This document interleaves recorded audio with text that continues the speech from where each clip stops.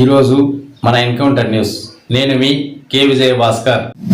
ఈరోజు మేము తూర్పు నియోజకవర్గం తరపు నుంచి వైఎస్ఆర్సీపీ పార్టీ నాయకులు కార్యకర్తలు ప్రతి ఒక్కళ్ళం కూడా అంబటి రాంబాబు గారికి మద్దతుగా ఎప్పుడూ కూడా పార్టీ గొంతు ఎత్తుతున్న అంబటి రాంబాబు గారిని ఏ విధంగా ఇబ్బంది పెట్టారో, ఏ విధంగా ఆయన్ని జైల్లోకి వేశారో మీరందరూ రాష్ట్రం మొత్తం కూడా చూస్తా ఉన్నారు. ఈ కూటమి ప్రభుత్వం ఏ మాటకి రెడ్ బుక్ అని పెట్టిందో తెలియదు కానీ రెడ్ బుక్ రాజ్యాంగం వల్ల ఆంధ్రప్రదేశ్ ఒక రెడ్ జోన్ లో ఉంది. ఎక్కడా కూడా లా అండ్ ఆర్డర్ దాని చేసుకొని వెళ్ళట్లేదు. ఆ రోజు 31వ తారీఖున ఇన్సిడెంట్ జరిగినప్పుడు కూడా ఆ రోజు లా అండ్ ఆర్డర్ తన పని తను చేసుకొని ఉంటే ఈ రోజు ఈ పరిస్థితి వచ్చేది కాదు. మరి ఈ కూటమి ప్రభుత్వం ఎందుకు లా అండ్ ఆర్డర్ ని పప్పెట్స్ గా మార్చుతుందో తెలియదు.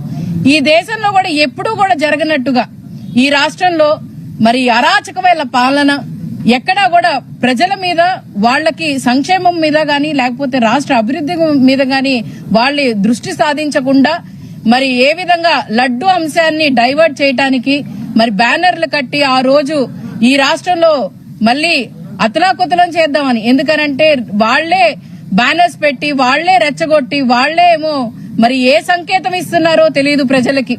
వాళ్ళు మరి మీరు బడ్జెట్ చూసుకున్నా లేకపోతే అసెంబ్లీలో కూడా ప్రజల గురించి మాట్లాడాలి, వాళ్ళు ఇచ్చిన బడ్జెట్ గురించి స్పష్టంగా మాట్లాడాలి.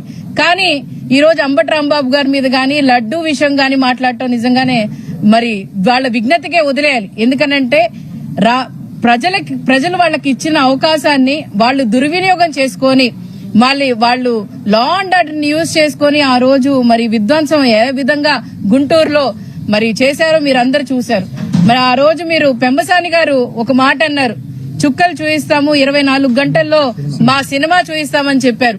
మరి అంబటి రాంబాబు గారు చెప్పారు, సినిమాలో ఎవరు హీరో ఎవరు విలనో మీరు చెప్పటంలో కాదు గాని చేతల్లో చూయించిన తర్వాత ప్రజలైతే ఒక స్పష్టతగా వచ్చారు. ఒక చదువుకున్న ఎంపీగా అలాగే విదేశాల్లో ఉండి వచ్చిన ఎంపీగా మరి ఏ విధంగా పరిపాలన చేయాలి, ఇప్పుడు దాకా కూడా ఏ సంస్కృతి లేని మరి గుంటూరు జిల్లాలో ఈ రోజు మీరు ఏ విధంగా తీసుకొని వచ్చారో ఒకసారి చూశారు. ఈ సినిమా హిట్ అయిందో ఫ్లాప్ అయిందో మీకే వదిలేస్తున్నాం.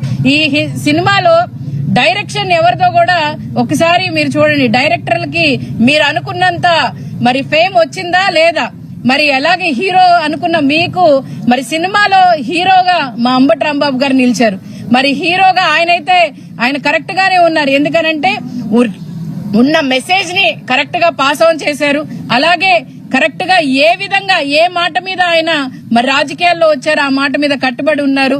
మరి నాయకుడు ఆదేశం ఇచ్చిన ప్రకారంగా ప్రతి ఒక్కటి కూడా చేసుకొని వచ్చారు.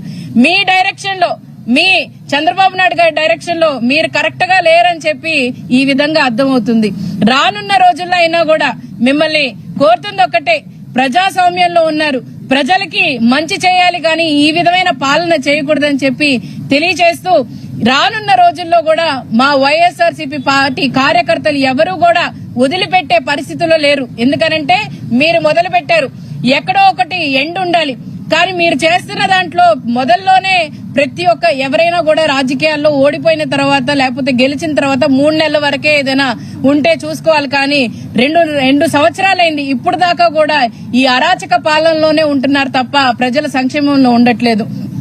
ఖచ్చితంగా మేము ఒకటే చెప్తున్నాం, ఈ రోజు మీరు మొదలు పెట్టారు, దీనికి తిరిగి మీకు ఖచ్చితంగా బౌన్స్ బ్యాక్ ఇస్తామని చెప్పి తెలియజేస్తున్నాను.